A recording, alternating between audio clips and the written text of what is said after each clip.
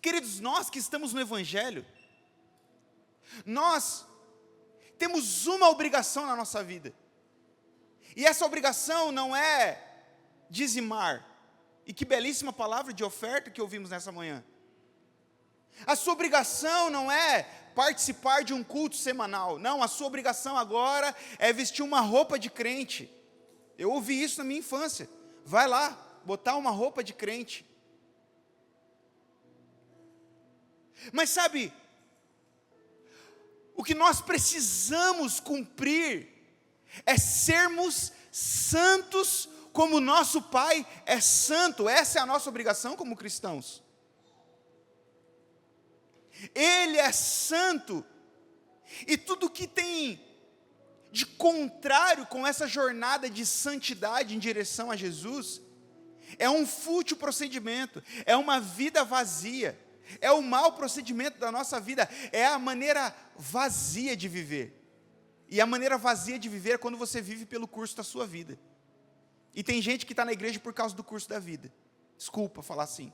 Mas tem gente que está na igreja porque a mãe era crente, porque o pai era crente, porque a mãe falou assim, não, você precisa ir para a igreja. Teve um dia que eu tive uma conversa muito séria com o meu filho, e eu falei assim, olha, tranquilo, mas eu não estou criando um filho para que ele se perca. Você não precisa seguir os meus passos apenas porque, o meu pai é pastor. Não, você precisa ter o seu encontro com Jesus. E cada um de nós precisamos desse encontro individual, para que nós possamos nos arrepender da nossa vã maneira de viver. Amém? Você recebe essa palavra? Sabe, aqui eu quero fazer uma pausa, porque Pedro está falando que existem pessoas que vivem uma vida insensata, uma maneira fútil, um estilo de vida vazio. E eu não quero falar apenas sobre uma vida pecaminosa, no sentido de práticas, mas no sentido de uma conduta total mesmo, da forma como você faz as suas escolhas, da forma como você conduz a sua vida. Porque às vezes quando a gente olha aqui, fútil procedimento, você pensa o quê? É o cara que está lá no boteco com a camisa aberta até o meio da barriga, jogando sinuca e tomando uma Bavária quente, ouvindo o Amado Batista. É um fútil procedimento. Esse aí está condenado ao inferno. E o que está aqui na igreja, sentado no domingo de manhã, não, esse aqui, ele está sendo salvo pelo esforço dele. Engano seu.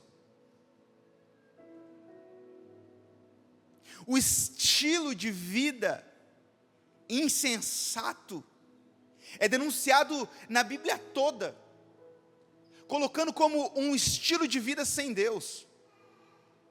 Porque tem gente que parou na religião, tem gente que parou na moral imposta pela religião.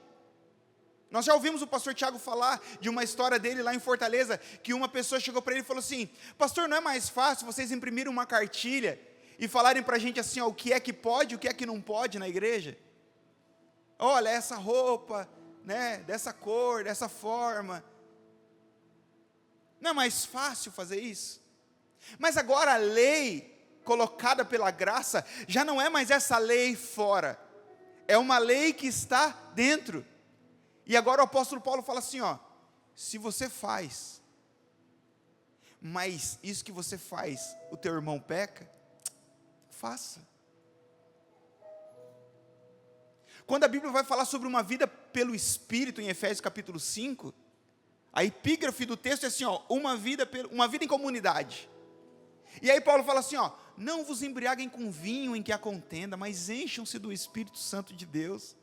Paulo está falando sobre uma vida em comunidade, uma vida em grupo, uns com os outros, uma vida moderada. E como nós podemos tirar algumas lições de uma forma insensata, eu quero aqui trazer alguns conselhos nessa manhã sobre como vivem os insensatos. E eu posso dizer para você, eu fui pego na escrita desse sermão. Porque muitas vezes, irmão Paulo, a gente se veste na roupa do velho de igreja, né? Eu brinco aqui muito, que eu falo que eu nasci num berço evangélico. Na época que eu nasci não tinha LED, mas certamente nos dias de hoje era uma cruz iluminada de LED atrás do meu berço. Está aqui o meu filho evangélico dormindo no seu berço evangélico, com a sua chupeta evangélica, né? Como vivem os insensatos? Primeiro, os insensatos não pensam em Deus. Os insensatos não dão ao Criador o seu trono, não dão ao Criador o seu devido lugar. O próprio Senhor declara como insensato e vazio qualquer estilo de vida ou atitude, qualquer padrão moral adotado por alguém que não dê a Cristo o seu lugar. Lucas capítulo 12 fala sobre a parábola do rico e do insensato. Eu quero ler com você. Lucas capítulo 12, a partir do versículo 16, eu vou ler na NVI. Diz assim: Jesus está dizendo: então lhes contou esta parábola. A terra de certo homem rico produziu muito bem. E ele pensou comigo mesmo: o que eu vou fazer? Eu não tenho mais onde armazenar essa colheita. Então disse: já sei o que eu vou fazer. Vou derrubar os meus celeiros, vou construir celeiros maiores, e ali guardarei toda a minha safra e todos os meus bens. E direi a mim mesmo: você tem grande quantidade de bens. Olha só olha que petulância, que arrogância. E direi a mim mesmo, na terceira pessoa, e direi a mim mesmo: você tem grande quantidade de bens, armazenados para muitos anos. Descanse, coma, beba e alegre-se. Contudo, Deus lhe disse. O que Deus disse? Insensato. Esta mesma noite a sua vida lhe será exigida, então quem ficará com o que você preparou? Assim acontece com quem guarda para si riquezas, mas não é rico para com Deus. Queridos, olha só o que é uma vida vazia. Pastor, então Jesus é comunista, ele é contra a riqueza, então agora a gente vai diluir os recursos dos ricos e distribuir entre os pobres. Queridos, a Bíblia fala que o problema não é o dinheiro, que o amor ao dinheiro é a raiz de todos os males. E esse texto ele explica bem, porque ele fala assim: o que eu vou fazer com tanto dinheiro que eu estou ganhando? Com tanto fruto que eu estou colhendo? Já sei o que eu vou fazer, eu vou ampliar o meu lugar de guardar. E quando eu já não tiver mais onde guardar recurso, eu vou chegar, né? O pastor Jefinho falou esses dias, né? Chega na frente do espelho e fala assim: bendito seja o meu nome, né? Queremos o teu nome engrandecer. Só que está falando para o próprio espelho. Eu vou olhar para o espelho e vou falar assim: agora eu já estou satisfeito. E Jesus fala assim: insensato. Insensato é o homem que não considera ser um servo de Cristo Jesus. Há outro texto apontado por Jesus no Sermão da Montanha, que ele fala assim, que o homem prudente, ele é comparado com aquele que edificou a sua casa sobre a rocha, enquanto o homem insensato, o homem imprudente, é comparado com aquele homem que edificou a sua casa sobre a areia. E vieram as chuvas, e vieram os ventos, e transbordaram os rios, e grande foi a ruína do que edificou sobre a areia. Sabe por quê? Porque ele é um insensato. E Jesus está fazendo essa ilustração como quem ouve as palavras do Senhor e não as pratica. Queridos, olha só, eu estou falando desde o início, nessa introdução, de que a nossa vida cristã ela não pode se resumir a fazer parte de um auditório. Ela não pode se resumir a vestir uma camiseta com um globo escrito doxa. A nossa vida cristã, ela não pode se resumir a vestir uma roupa de crente, a seguir uma página de crente. Não, pelo amor de Deus. Nós precisamos urgentemente guardar as palavras do Senhor, guardar os ensinos do Senhor e andar nesse caminho. Só uma consciência densa de quem Deus é faz nós entrarmos num ambiente como esse e sabe, já não importa se a música que está cantando eu conheço ou não conheço. Eu venho de um lugar de adoração, eu não venho para um lugar de adoração. Faz sentido para você? Eu venho de um lugar de oração, eu não venho para um lugar de oração. Nós separamos, nós fracionamos a nossa vida de fé com a nossa vida particular. Se nós fracionamos a nossa vida de fé com a nossa vida particular, o Senhor Jesus não está no trono do nosso coração. Nós temos subido muito para a montanha lá do Legendários, e sabe, tem muita gente que só é crente quando bota aquela farda. Tem muita gente que só é crente quando entra aqui na igreja. Tem muita gente que só é crente quando está diante da reunião da igreja, da mesa. E nós precisamos urgentemente de um encontro com a glória de Deus. Os insensatos, eles vivem a sua vida de forma independente. E sabe, alguns pecadores, redobre a sua atenção por favor, alguns pecadores que certamente perecerão e passarão a eternidade no inferno, são bem educados, são simpáticos, são bons vizinhos, não furam um sinal vermelho, não buzinam para o argentino, para o paraguaio no trânsito. Alguns miseráveis pecadores são pessoas agradáveis de conviver, vivem de forma insensata, por quê? Porque jamais consideram o trono do seu coração.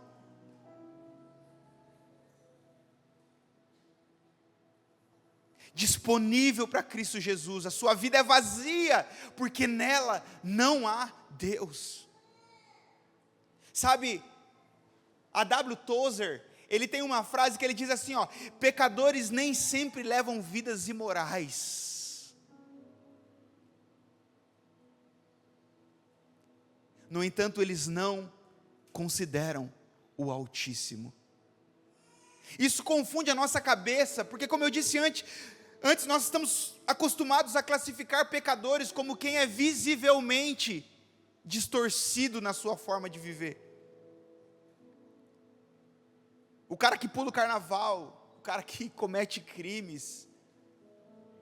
Mas sabe, Mateus capítulo 10, versículo 38, Jesus diz assim, ó: quem não toma a sua cruz e me segue, não é digno de mim.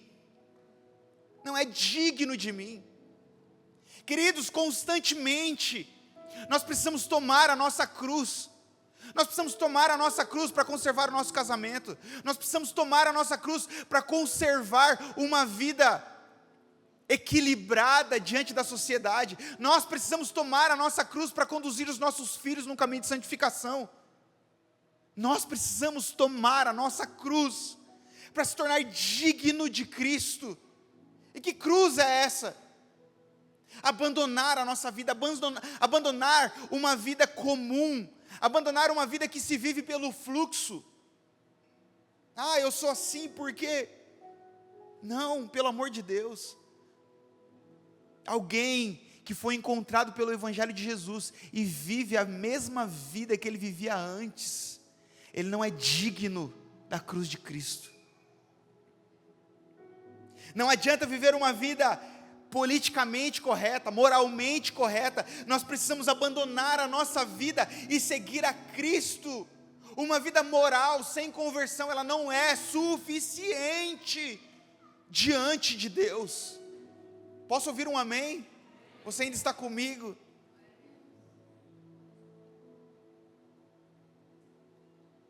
Alguns ainda falam assim, não, mas eu já estou bem melhor, a minha vida, ixi, meu testemunho é forte. Quem já ouviu isso? Eu já ouvi. Meu testemunho é forte, ixi, eu batia tabaque lá no terreiro. Não, agora eu só não quero Eu não quero me envolver muito. Meu Deus. Meu Deus. Segunda verdade que eu vejo nesse texto, como vivem os insensatos. Os insensatos, eles não pensam no mundo invisível e real. Até escrevi aqui a música, né? Ao Rei eterno, imortal, invisível, mas real. A Ele ministramos o louvor. Os insensatos, eles não consideram o mundo invisível. Os pecadores vivem de maneira insensata porque presumem que a sua existência, ela se resume a esse mundo. Os tolos tomam esta vida por garantia e não esperam enfrentar o plano espiritual. Há muitos que afirmam que não é possível sair vivo dessa vida. A Bíblia fala em Provérbios 1, verso 7, que o temor do Senhor é o princípio da sabedoria, mas os insensatos desprezam a sabedoria e a disciplina. Tem um outro texto de Salmo 53 que eu quero ler com você. Diz assim, esse aqui é muito forte. O tolo diz em seu coração, não existe, Deus não existe. Corromperam-se e cometeram injustiças detestáveis. Não há ninguém que faça o bem. Deus olha lá dos céus para os filhos dos homens, para ver se há alguém que tenha entendimento, alguém que busque a Deus. Todos se desviaram, igualmente se corromperam, e não há ninguém que faça o bem, não há um sequer.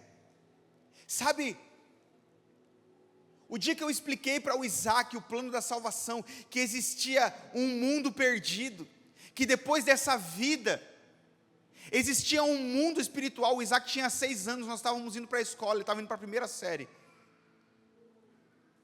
E numa fala um pouco ilustrativa, sabe, daquele monstro, que é detentor ali da sua presa, mas que de repente alguém entra no meio e fala assim, não, eu entrego a minha vida por amor a Ele. Tolo é quem considera apenas a sua vida esse plano terreno. A Bíblia fala na primeira carta aos Coríntios, capítulo 3, que a nossa obra, ela será mostrada, porque o dia com D maiúsculo, eu não sei se essa versão está com D maiúsculo, está tudo caixa alta, mas provavelmente na sua Bíblia, essa palavra, o dia, ele está em caixa alta, porque esse dia não é esse dia comum, não é esse dia que você acorda às 6 da manhã, vai fazer o exercício, toma um copo de água, né, meia hora antes da primeira refeição. Esse dia é o dia do Senhor, é o dia que as nossas obras, elas passarão pelo fogo da purificação, colocado aqui na primeira carta aos Coríntios. Será revelada no fogo que provará a qualidade da obra de cada um. E se o que alguém construiu permanecer, esse receberá a sua recompensa. Queridos, por que nós pregamos todas as reuniões de culto? Por que nós pregamos todas as mesas? Por que nós pregamos em toda a oportunidade? Amanhã eu vou lá no Paraguai às 6 da manhã, fazer um momento de reflexão numa empresa de um irmão lá no Paraguai, que falou assim, não, eu entendi que eu preciso trazer o Evangelho aqui, para dentro da minha empresa. Por quê? Porque o Evangelho, ele traz para nós uma perspectiva de vida eterna. Diga assim, perspectiva de vida eterna. Perspectiva de vida eterna. Eu digo algo para você. Todas as vezes que você pensa no futuro das coisas, você é responsável na jornada. Não, eu vou falar isso de novo, falar igual um pregador pentecostal. Todas as vezes que você considera o fim das coisas, você é responsável com a jornada. Eu faço curso de noivos e sabe qual que é uma das primeiras coisas que eu pergunto para os noivos? Eu falo assim, qual é a data de validade do seu casamento? E eles ficam me olhando assim, Você vai casar por 5 anos? Você vai casar por 15 anos? Você vai ficar casado por 50 anos? Porque todas as vezes que você considera o fim das coisas, você é responsável com a jornada. Vou dizer uma coisa para você, meu pai, ele está enfrentando um problema com a diabetes. E sabe o que eu estou fazendo já fazem uns 3 anos? Se orgulha agora, pastor Léo. Cortando açúcar, cortando gordura, fazendo exercício físico, pedalando de bicicleta. Eu tive um avô que teve um problema de próstata, meu irmão, eu estou com 35, eu estou desesperado. Não estou desesperado, né? Eu confio no Senhor, o Senhor sabe de todas as coisas. Mas, você entende que você pensar no futuro te traz uma responsabilidade com a sua jornada? Agora, e se eu dizer que Romanos capítulo 3 fala que todos pecaram e estavam separados da glória de Deus, destituídos da glória de Deus. Assim, ó, talvez você é bonitinho, talvez você tenha o cabelo igual o George Clooney, do meu amigo irmão Paulo, talvez você é bonito, talvez você é muito influente, talvez você é muito rico, talvez você é herdeiro de uma família, sabe? Eu quero dizer algo para você: todos nós estávamos condenados para o inferno, se não fosse o sacrifício de Cristo. E todas as vezes que você considera o fim das coisas, você é responsável com a sua jornada. Um dia nós estaremos diante do tribunal do Senhor, prestando contas das mentiras que contamos, das traições que fizemos, dos enganos que cometemos para obtermos resultados, da forma como às vezes manipulamos as pessoas. E você acha que a vida cristã se resume a ouvir meia hora de música, fazer uma oferta num culto e ouvir uma pregação de 40 minutos? Eu estava no começo da semana, num hospital, num leito de UTI, com uma pessoa que se embriagou com bebida alcoólica a vida inteira, e estava lá internado, inconsciente, entubado, e eu não o conheço, o conheci ali no leito, e teve um momento que eu comecei a falar com ele, bem perto do seu ouvido. Eu falei assim: eu vou orar por você, a sua irmã me convidou para que eu viesse aqui orar por você. E o batimento dele oscilou 2, 3 batidas. Todas as vezes que você considera o fim das coisas, você é responsável com a sua jornada. Os insensatos, eles não consideram a vida após a morte.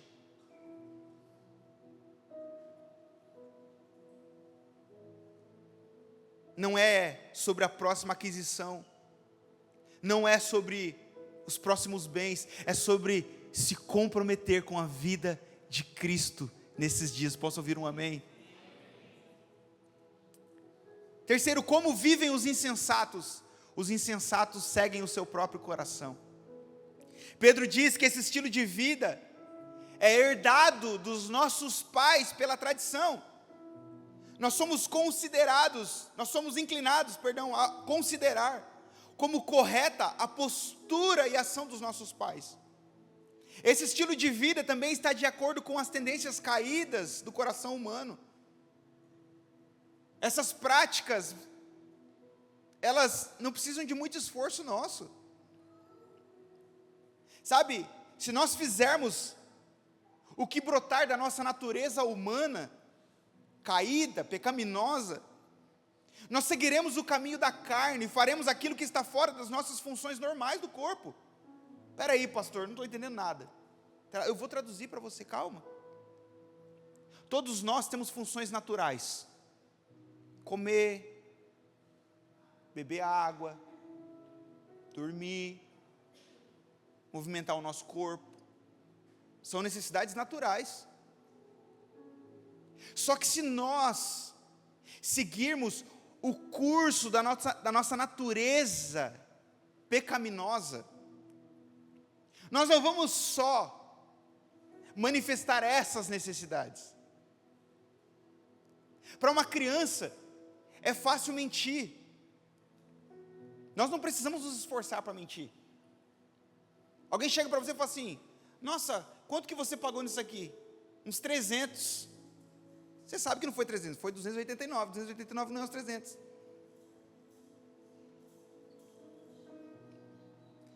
Quanto tempo você chega aqui? Essa é clássica, né? A esposa: amor, você está vindo? Estou saindo daqui. Então, meu irmão, termina de falar o que você precisa falar.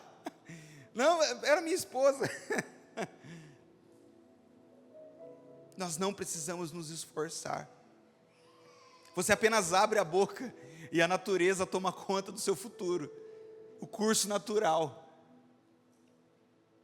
Viver de forma insensata é muito fácil para nós. É trabalhoso ensinar uma criança a ser boa. É trabalhoso, mas deixa ela sozinha para você ver o quanto ela não é boa.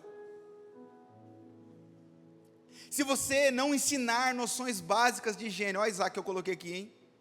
Se você não ensinar noções básicas de higiene para os seus filhos, talvez, uma vez por semana você vai ter que botar ele lá na garagem, pegar uma mangueira e dar um banho nele de mangueira lá fora. Mas por quê? Hoje de novo, está frio. Preciso tomar banho hoje de novo. Preciso ir para a escola hoje de novo. O Isaac chegou para mim e falou assim: pai, mas está frio, como que eu vou para a escola? Eu falei: cara, o frio é uma estação do ano de um ano de 12 meses, ou seja, 3 meses do ano é frio.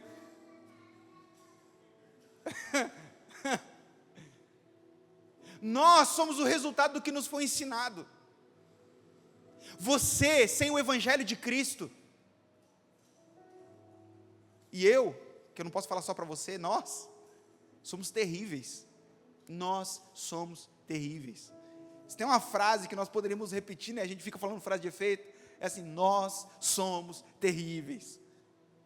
Sem Jesus.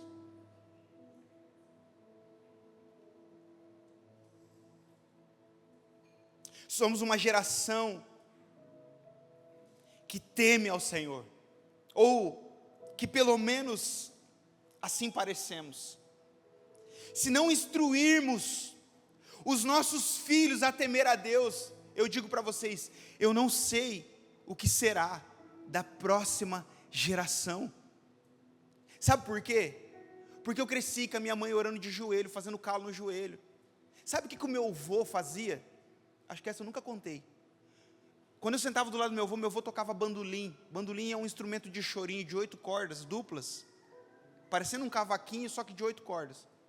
E ele sentava na calçada da casa dele e ficava tocando. E eu usava uma bermudinha assim, ó.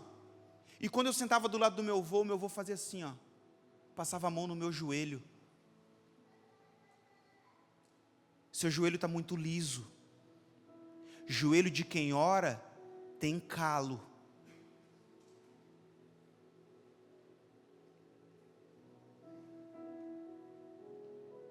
Eu cresci com a minha mãe, porque nós não tínhamos carro, andando cerca de 3, 4 quilômetros, para ensinar o círculo de oração e fazer a oração da semana junto com as irmãs.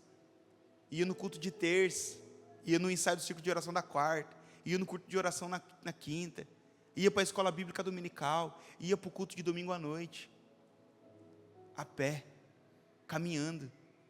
Eu tive boas referências de uma mulher de Deus. E minha vida, e em minha vida, eu tomei decisões terríveis. Por isso, que às vezes a gente fala assim: não, mas você não sabe quantas dores eu apanhei lá na minha infância, você não sabe quantas coisas eu acumulo na minha vida. Aí, querido, quem não deixar a sua vida, e não aceitar a vida de Cristo em si, vai viver pelas suas dores, vai viver pelas suas escolhas, vai viver segundo o curso desse mundo. Mas em nome de Jesus, nessa manhã, existe uma vida nobre, sensata, agradável, leve, uma vida para a eternidade, um fardo que Ele não pesa nos nossos ombros, e essa vida é a vida de Cristo.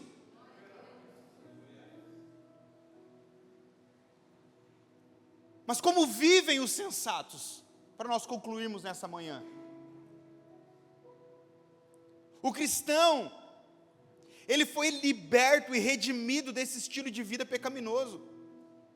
Jesus Cristo, a provisão de Deus para a salvação do homem, não apenas nos deu um título, mas Ele também nos deu uma libertação moral das tradições dos nossos pais. Isso foi por meio do seu sacrifício, que envolveu o pagamento de um resgate, essa moeda de troca, que não é prata, que não é ouro, que não são coisas perecíveis, mas um sangue santo, um sangue único, sem mácula. 1 de João capítulo 3, versículo 5 fala assim, que nele não há pecado, nele não há pecado, nele não houve pecado. Esse sacrifício santo, esse preço moral que foi pago, se nós fôssemos vendidos no mercado como escravos, talvez valêssemos, sei lá, 100, 200 reais, 10 mil dólares, alguns, né?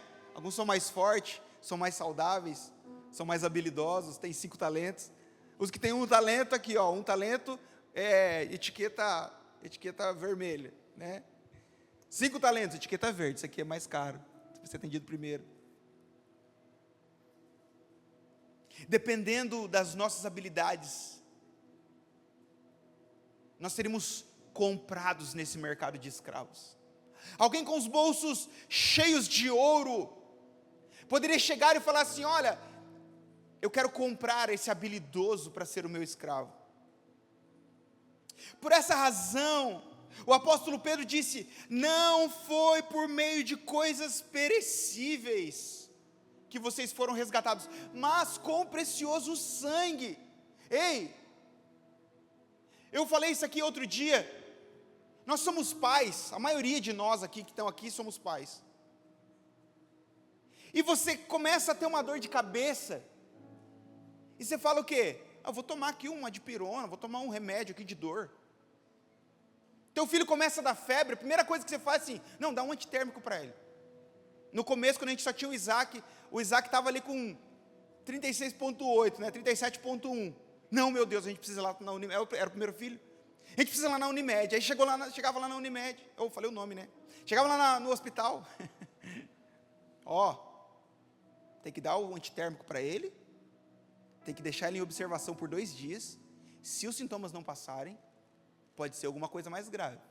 Aí beleza, ia lá, dava um antitérmico. Aí teve um dia que ela falou assim, amor, o Isaac está com febre. Eu falei, amor, dá um antitérmico para ele, deixa passar 2 dias aí. Amor, você é insensível, o menino está com febre e não sei o quê. Tá bom, vamos lá, não tem problema não, tá de boa. Chegou lá, antitérmico, 2 dias, depois você volta. Você aprende a lidar com o sintoma, certo? Só que existem alguns tipos de envenenamento que eles só são contidos com antídoto. E aí, meu amigo, se você der o remédio errado, você perde o paciente. Uau! Deus não usou um remédio paliativo para curar a sua febre. Deus usou um antídoto para te salvar do envenenamento da serpente. Tem uma ilustração no livro Vivendo como um Cristão, que diz assim, 2 homens viajavam pelas montanhas, e de repente deu uma tempestade de neve, e aquilo ficou muito frio, muito frio, muito frio, e a temperatura começou a ficar abaixo de 0, e a nevasca que acompanhava fortes ventos, que até mesmo uma pessoa bem agasalhada certamente morreria naquele cenário. De repente eles acharam uma depressão em meio à rocha, e entraram os 2, e olharam assim, atônitos, preocupados um para o outro, e um deles murmurou e falou assim: certamente morreremos. Quando chegar o resgate, nós já não teremos vida.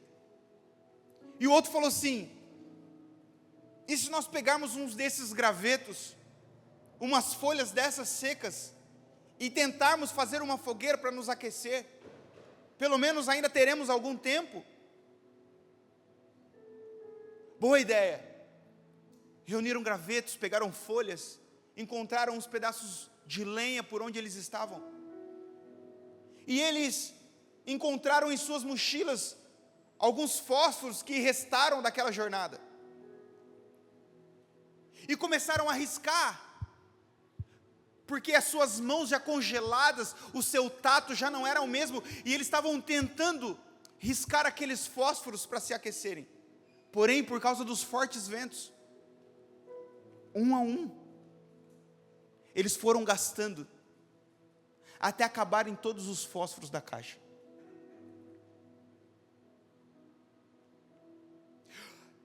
De repente, um deles fala assim: será que não resta mais nada? E num dos seus bolsos encontra um canivete, mas quando ele coloca a mão para tirar o canivete, ele percebe que ainda resta um fósforo, com 1/3 do tamanho dos primeiros. E agora ele fala assim: nós precisamos ser diligentes, porque se esse fósforo apagar, nós morreremos. Com todo cuidado e com todo o triunfo de uma história com um final feliz, eles riscam aquele fósforo com todo cuidado e acendem a primeira folha, que faz com que o fogo infle e eles sejam aquecidos e encontrados algum tempo depois. Essa ilustração, ela conta como está a vida de muitos de nós, por um fio, por um 1/3 de fósforo, por uma linha muito fina. O sangue de Cristo, ele está longe de ser um fósforo, ou até mesmo algum recurso que você tem no seu bolso que pode te livrar da morte eterna. Mas sim, o sangue de Cristo é o único elemento capaz de nos salvar do frio da morte eterna. Não porque nós estamos gerando, mas porque Ele está disponível para a salvação de todo homem. Para nos salvar, nós podemos gastar todo o recurso que temos, tudo que tem na nossa mochila, tudo que tem nos nossos bolsos, tudo que tem nas nossas contas bancárias, mas eu digo para você, igreja, nessa manhã, nada é suficiente. Porém, um dia desses atrás, há cerca de 2000 anos, na Galileia, andava um homem, de estatura média, de porte físico atlético, com alguns litros de sangue em seu corpo.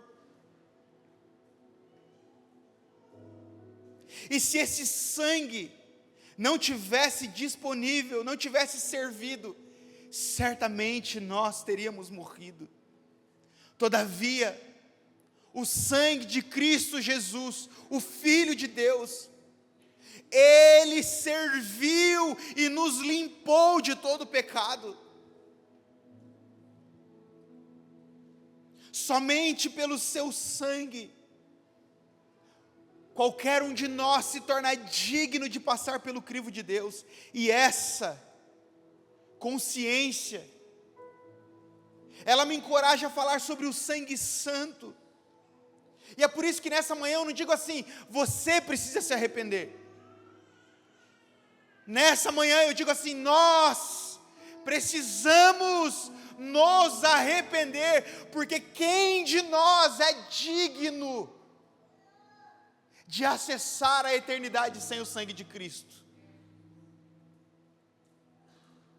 Todos pecaram